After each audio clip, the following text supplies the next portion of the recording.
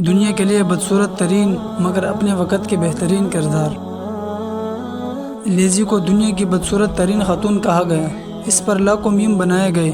اس کو یہاں تک کہا گیا کہ اتنی بدصورتی کے ساتھ جینے سے اچھا ہے کہ تم مر جاؤ، مگر اس نے ہمت نہ ہاری اور گریجویشن کے بعد 3 کتابیں لکھ کر لاکھوں حسن والوں کے منہ بند کر ڈالے، اور پھر وہ دنیا کی بہترین موٹیویشنل سپیکر میں سے ایک بن گئی اور مایوس افراد کو جینے کا ڈنگ سکھانے والی بن گئی۔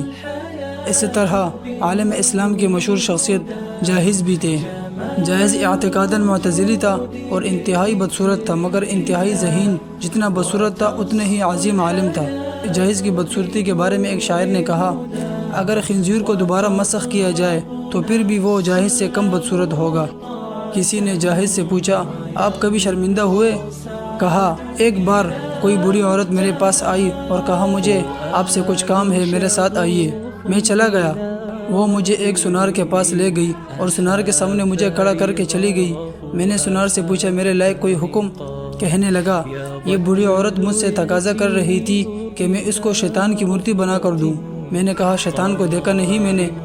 تو اس نے کہا کہ میں لاتی ہوں، تم ویسی مورتی بنا دینا۔ پھر وہ آپ کو ساتھ لے آئی اور کہا، ایسا ہوتا ہے شیطان۔ اس سب کے باوجود جاہز علم کا پہاڑ تھا۔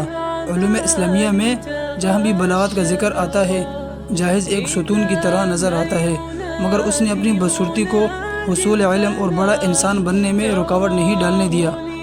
2 مثالیں آپ کے سامنے پیش کی ہے، ایک لیزی کی، دوسری جاہز کی۔ اتنے بدصورت کہ کوئی ان کے پاس نہ بیٹھے، نہ اپنے پاس ان کو بیٹھنے دے، مگر انہوں نے ایسا کمال کیا کہ لوگ ان سے ملنے کے محتاج ہو گئے۔ آپ میں کیا کمی ہے؟ آپ کیوں احساس کمتری کے شکار ہے؟ آپ کیوں مایوس ہے؟ ہمت کرے، حوصلہ کرے اور دنیا کو اپنی مرضی کے مطابق چلائے، اور یوں کہا کرے، ہم سے زمانہ خود ہے، زمانے سے ہم نہیں۔